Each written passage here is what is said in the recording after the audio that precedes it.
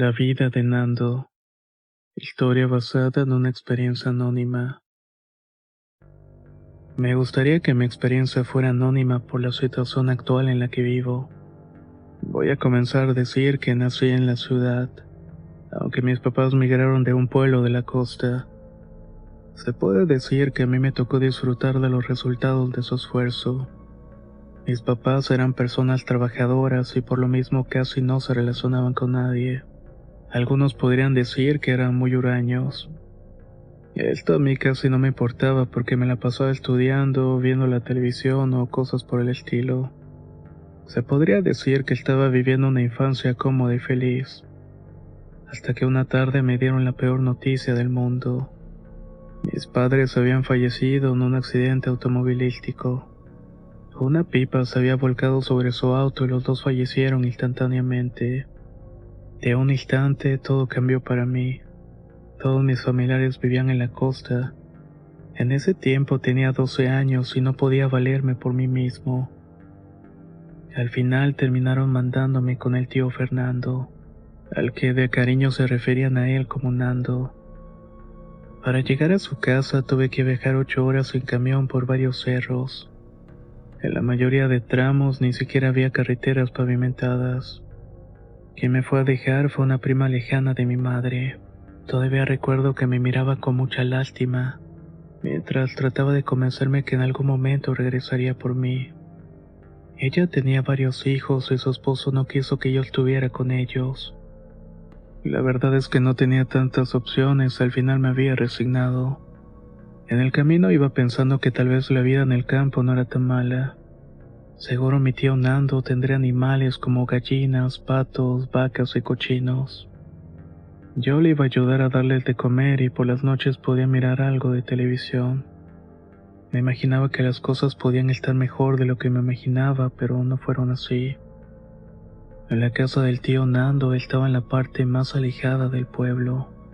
Para ser exacto, el techito de tejas naranjas se levantaba en el monte donde era la única casa alrededor.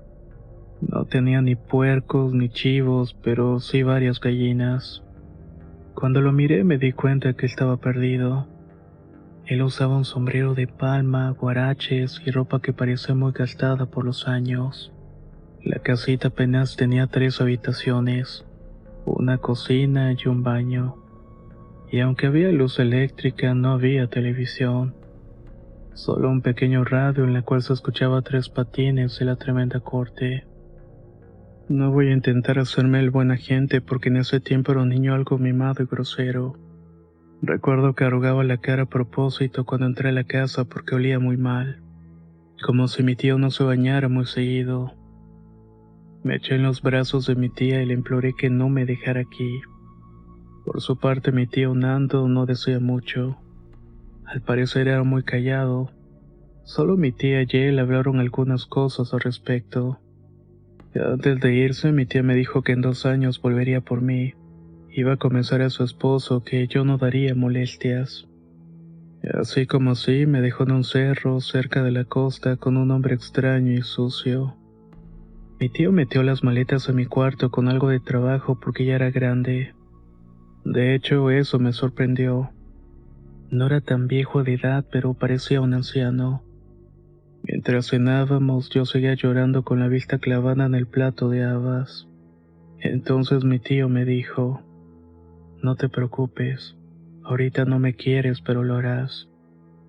Tú y yo nos vamos a llevar muy bien y al final, cuando sea momento de la despedida, vas a llorar mucho, mijo. Las despedidas son así". Escuché sus palabras con coraje, jurándome a mí mismo que nunca iba a querer a ese señor.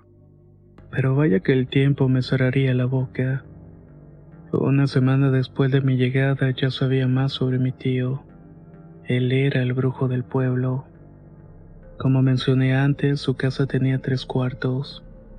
Uno para él, otro en donde yo dormía a medio de algunos tiliches, y uno más donde tenía un altar con varias figuras extrañas. Eran caras talladas en madera. Unas caras horribles de rostros con los ojos estirados, muy parecidos a los de los extraterrestres que todos conocemos. Cuando le pregunté qué eran, él me dijo que eran las caras del señor de abajo. Un día en el cual estaba cayendo el sol detrás del monte donde vivía, mi tío Nando puso un brasero. También agarró unos cuantos elotes de grano morado. El olor era delicioso y me acerqué y me ofreció uno y los dos comimos en silencio. Luego se animó a decir: tus papás no te han dejado, hijo. Es más, se van a quedar contigo hasta que hayas cumplido los 40. Van a conocer a sus nietos y se irán a descansar en paz. Escuchar eso me partió el corazón y lloré mucho. Sentía como cuando sacas el tapón del agua de la tina y se va todo en esta. Luego me explicó de que se había sentado ahí porque iba a llegar a verlo un señor muy enfermo que venía de la capital. Un brujo le había puesto un trabajo en la columna y para entonces el señor ya estaba en silla de ruedas. Pero no te preocupes, dijo. Lo vamos a curar porque en esta casa solo mis chicharrones truenan. Mi tío tenía razón. Como eso de las 9 de la noche llegó una camioneta con un señor que se veía muy enfermo. Sus familiares también se veían desesperados y habían viajado desde Sonora para ver a mi tío.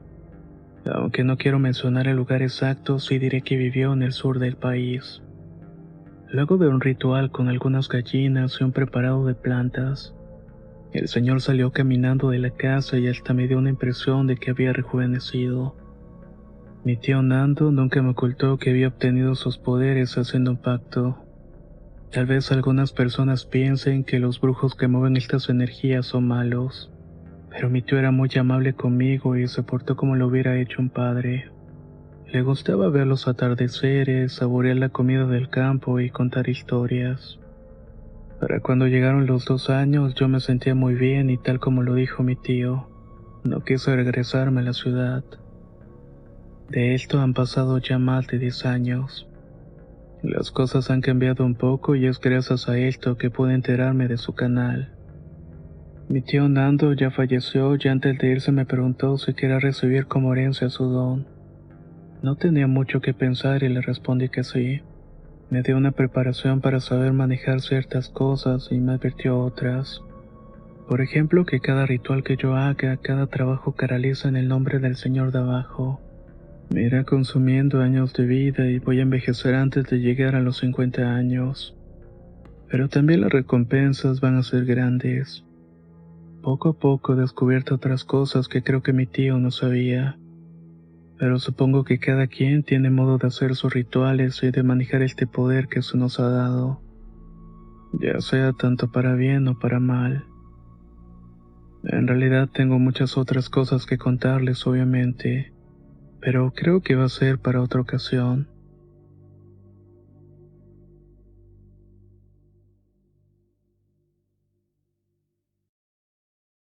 El mal de amor. Relato basado en la experiencia de Edgar Álvarez. Lo que le pasó a mi familia cambió la manera en que veo la vida. Soy arquitecto y me gustan mucho los métodos. Lo que se puede comprobar y lo que se puede ver para creer. Tal vez por eso dejé pasar mucho tiempo antes de actuar. La historia que quiero compartir con ustedes no habla de mí, sino de mi hermana Sandra. Ella es la de en medio, y siempre ha sido rebelde y hace todo lo que se le da la gana. Podría decir que es muy intensa para vivir y aclaro que no necesariamente esto es un defecto. Yo tengo mis problemas ya que tengo mi negocio propio en el cual se le paga a los contadores, maestros, proveedores y demás. Gano muy bien, pero de igual manera mis responsabilidades son muchas. Por eso casi no voy a la casa de mi madre en donde siguen viviendo mis hermanos menores. Resulta que tardé más o menos 10 meses en ir y en cuanto puse un pie en la casa supe que algo no estaba bien. Mi mamá me miraba como si estuviera muy nerviosa. Mientras estábamos comiendo me incomodé tanto que le pregunté qué estaba pasando. Mi hermano por su parte estaba como enojado. Sus palabras hacia mí eran las de alguien que estaba sumamente a la defensiva. ¿Qué les pasa?, pregunté al fin con algo de desesperación. Ahora sí te importa, ¿no? Deberías interesarte más por tu familia, respondió mi hermano dándole un trago al agua de limón que estaba bebiendo. Estuve a punto de contestarle que si me iba a recibir con reproches mejor me iba. Ahí fue cuando mi mamá puso el orden. Hijo, tu hermana está muy mal. Ya no sabemos qué hacer. Ahorita está en su cuarto, le llevamos la comida porque está en cama y han sido tiempos difíciles. Yo no sabía que mi hermana estaba en esa situación. Sin esperar a que me dieran otra queja, me levanté de la mesa y caminé hacia su cuarto. No abrí la puerta de golpe porque me imaginé que podría estar delicada. En cuanto abrí, pude ver que estaba dormida. Se me bajó la sangre a los pies cuando noté que tenía las muñecas vendadas. No sé cómo pudo pasar eso, o qué tenía que estar viviendo mi hermana para querer irse de este mundo por decisión propia. Como yo me había congelado, mi mamá cerró la puerta con cuidado. Me había seguido desde que me paré en la mesa y mientras volvíamos al comedor comenzó a contarme que mi hermana conoció a un muchacho llamado Javier. El chico era todo un desgraciado. Veía poco tiempo a mi hermana y a veces la trataba mal. Mi madre dice que incluso llegó a jalonearla. Pero por alguna razón mi hermana Sandra estaba loca por él. Lo llamaba constantemente y cuando no le respondía se ponía a llorar por horas. La razón por la cual quiso dejar este mundo fue porque había ido a un baile y el mentado Javier sacó a bailar a otra chica. Sandra quedó tan devastada que caminó de madrugada por 40 minutos hasta que llegó a la casa. Fue un milagro de que no le pasara nada en ese momento. Todos estaban durmiendo, así que aprovechó para ir por un cuchillo y hacer lo que ya saben. Si no es porque mi mamá se levantó para ver si ya había llegado y la encontró en el suelo llena de sangre. Tal vez mi hermana no se hubiera salvado. Me alteré mucho al escuchar todo eso. Quise saber quién era ese estúpido para partirle la cara a puñetazos. Mi hermano fue el que me dijo que ya había intentado hacerlo, pero también le afectaba a Sandra. Ella lo defendía con uñas y con dientes. Ya le había sugerido tomar terapia psicológica, pero esto no había resultado. Solamente asistió un mes y luego lo dejó. Recientemente mi abuela había ido a la casa y al enterarse de todo afirmó que Sandra estaba amarrada. Le recomendó una bruja de San Luis Potosí que era muy buena para detectar amarres y para deshacer cualquier trabajo. Eso sí, su servicio era bastante caro pero efectivo. Como mencioné al principio, yo no creía mucho en estas cosas y tardé en apoyarlos. Sobre todo ellos buscaban en mí el apoyo económico. Comenté esto con mi papá ya que él también fue arquitecto y nos entendíamos mejor. Él me contestó que de verdad Sandra estaba irreconocible. Era una mujer totalmente racional, como si este hombre fuera un demonio que la poseyera en el cuerpo y pensamiento. Al final dijo que valía la pena intentarlo, hacer todo lo que estuviera en nuestras manos para salvar a mi hermana de ese amor maldito. Nos costó una semana contactar a la bruja y otra semana para que pudieran venir a vernos. Yo soy de Guanajuato y mi hermana no estaba en condiciones de viajar. Llevar a la bruja hasta casa me costó un buen dinero. Ella revisó a mi hermana y con solamente pasarle las manos por la cabeza y el pecho, nos confirmó que sí tenía un trabajo. Además, ese amarre que le habían hecho había sido bajo el patronato de la Santa Muerte. Una vez que tenía su diagnóstico nos dijo, estos amarres son poderosos porque se entrega un alma a cambio del trabajo. En este momento el brujo que hizo el amarre ya sabe que estoy aquí. Va a intentar joderme, pero no sabe con quién se está metiendo. Algo más de lo de que deberían enterarse es que el trabajo no lo hizo el chico sino su madre. Esa señora ha conseguido todo lo que tiene a base de brujería. Sabe moverse bien en esos terrenos, pero no más que yo. El trato va a cumplirse y el alma va a entregarse, pero ya no va a ser con esta muchacha.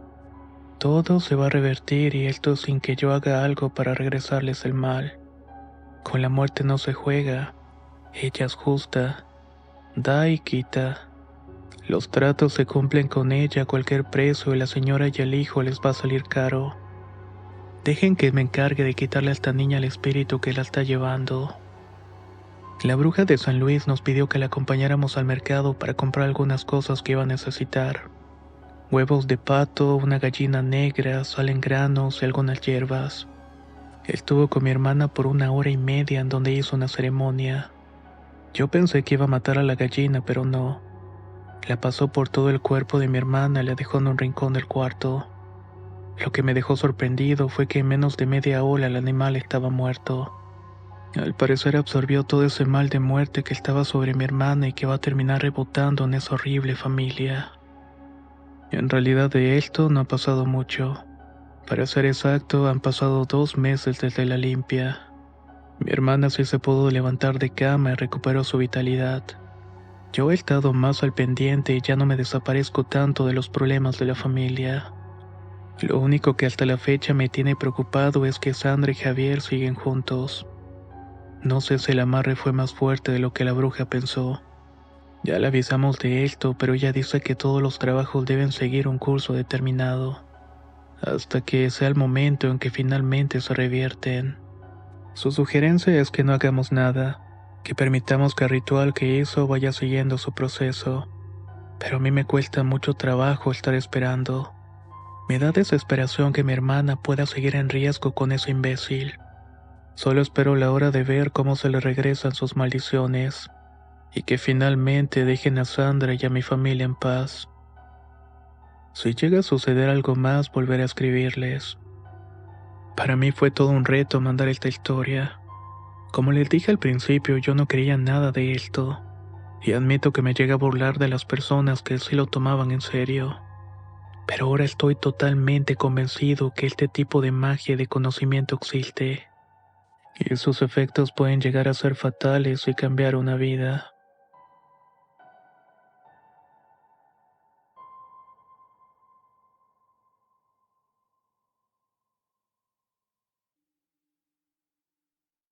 Mis experiencias con Daniel.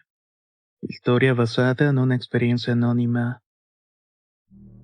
Hace como 7 años estuve saliendo con un hombre mucho mayor que yo. Su nombre es Daniel y algo que me atrajo mucho fue que estaba muy metido en asuntos de chamanería, brujería y santería. Al principio todo me pareció bien y hasta cierto punto normal e interesante. Yo vengo de una familia acomodada y se podría decir que soy la oveja negra, la única que tiene tatuajes o que cree en lo sobrenatural. Cuando terminé mi carrera me fui por el mundo para ampliar mis conocimientos. Para estar sobreviviendo hacía joyería artesanal que luego vendía en las calles. La verdad es que esto me permitió conocer a todo tipo de personas y entre ellos estaba Daniel. En ese entonces yo tenía 30 años y él 56. Yo lo veía como un hombre muy culto que estuvo aprovechando los mejores años de su vida en conocer tradiciones, costumbres y prácticas de ese tipo. La primera cosa que quiero contar que viví con él es esta. Él me ha estado platicando sobre una mujer de una comunidad indígena en Sonora que tenía influencia sobre el clima. Cada año la gente de los alrededores iban a ofrecerles a esta mujer maíz, frijol, avena y otras cosas. Todo para que hubiera buen tiempo para las cosechas y él quería atestiguarlo con sus propios ojos. Me invitó y por supuesto que le dije que sí. Para empezar nos costó mucho trabajo llegar a Sonora, pero el viaje valió la pena. Yo iba un poco escéptica porque no podía creer que el clima pudiera depender de una persona. La verdad es que me parecía algo ilógico, pero de todas maneras intenté estar abierta a todo. La casa de esta mujer estaba en un lugar muy alto. Tuvimos que caminar mucho hasta que por fin encontramos una pequeña chocita. La señora era una anciana que yo hubiera podido confundir con alguna otra persona. Ni siquiera tenía alguna seña particular y solamente era una mujer que se paró a recibir a los peregrinos. Todos los que llevaron ofrendas se acercaron para dejarlas a sus pies. Yo por mi parte también dejé cacao y panela. Daniel dejó una bolsa de copal blanco. En cuanto terminó de atender a la gente, la señora nos señaló un terreno donde podíamos acampar. Según Daniel, ese era el lugar donde la gente se quedaba durante la noche para poder ver a la señora hablar con el cielo, o al menos como ellos lo llamaban. Nosotros en particular no pusimos tienda de campaña, solo nuestro sleeping y nos acostamos mirando las estrellas. Eran alrededor de las 2 de la mañana cuando escuchamos un ruido muy similar al que hacen los cohetes cuando los lanzan en las festividades. Me imagino que saben a qué ruido me refiero. A la mayoría de los presentes nos levantó el ruido y vimos literalmente una bola de fuego elevarse hasta que llegó a las nubes. Entre más se elevaba, vimos que el cielo se fue oscureciendo. Las estrellas que se veían tan claras un momento atrás ahora estaban cubiertas con nubes. No podía creerlo, porque en realidad estas nubes aparecieron literalmente de la nada. Además, todos pudimos ver que esta bola de fuego se movía entre ellas. Iba sacando una especie de relámpagos.